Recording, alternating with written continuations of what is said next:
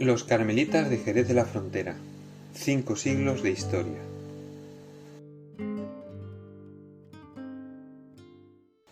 Los Carmelitas fundan en Jerez de la Frontera en 1586, estableciéndose en la antigua ermita y convento de San Benito, trayendo desde Sevilla la imagen de Nuestra Señora del Carmen que preside actualmente la basílica. En el año 1600, por la epidemia de peste, los carmelitas ceden su monasterio como lazareto. El concejo municipal cede a los carmelitas la antigua capilla de Nuestra Señora de Loreto y unas casas adyacentes en la zona de Intramuros. A principios del siglo XVIII, al amenazar ruina la capilla de Nuestra Señora de Loreto, esta fue totalmente derribada, levantándose posteriormente la actual iglesia de estilo barroco, que se bendijo el 19 de noviembre de 1727. Aquí permanecieron los carmelitas hasta que fueron expulsados en 1835 por el decreto ley de exclaustración. Aquí podemos apreciar una fotografía de 1867. Tras un largo periodo de exclaustración, cerca de medio siglo, la orden carmelita se restaura en España, comenzando por Jerez de la Frontera, el 10 de abril de 1880. Este es el aspecto de la iglesia de Nuestra Señora del Carmen tras su restauración en 1880. En ella intervino el gran pintor sevillano José María Rodríguez de Losada. Aquí podemos ver a la Virgen del Carmen en 1895 y aquí en 1912.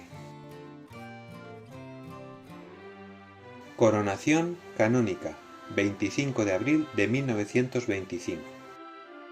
El 16 de julio de 1921, el prior padre Luis María Job lanza la idea de coronar la imagen de Nuestra Señora del Carmen. Jerez acoge la idea con entusiasmo delirante y la noticia se difunde rápidamente por España e incluso en el extranjero, llegando muy pronto los primeros donativos. El 14 de julio de 1922 se bendice el nuevo camarín, obra realizada por el artista valenciano Carmelo Vicent Suria.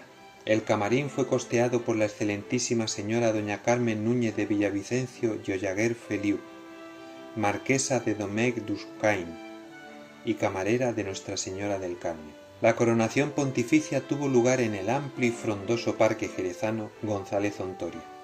Esta se hizo coincidir con las fiestas de primavera y la renombrada Feria de Ganados de Jerez. A las 8:30 de la mañana del 23 de abril de 1925, la imagen de la Virgen fue trasladada hacia el Parque González Ontoria para ser coronada canónicamente. Sobre su cabeza solo llevaba una mantilla de encaje de Flandes. A las 10:30 de la mañana llegaban sus majestades los reyes don Alfonso XIII y doña Victoria Eugenia de Battenberg.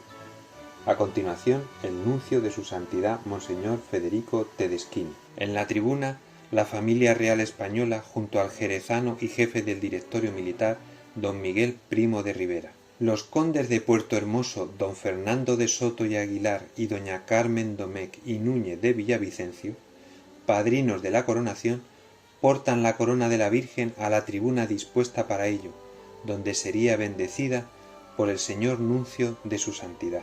Bendecidas las coronas, el señor nuncio toma en sus manos la de la Virgen y bendice con ella a los reyes y a la multitud. El señor nuncio coge en primer lugar la corona del niño, donada por los niños jerezanos, y la coloca en la real cabeza del niño Jesús. Finalmente, el señor nuncio levanta con sus manos la corona de la Virgen. Un haz de oro y pedrería se eleva sobre la augusta cabeza de la Reina del Carmelo, y suavemente desciende sobre ella, mientras el corazón se paraliza en miles de pechos. Vista general del Parque González Ontoria con la Virgen ya coronada. La imagen de la Virgen ya está coronada canónicamente. El sueño de sus hijos ya se ha cumplido. Miles de gargantas vitorean y miles de manos se juntan para aplaudirla. En primer término, la tribuna de los reyes.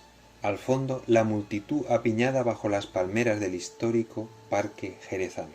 Este es el retrato oficial de la coronación de 1925.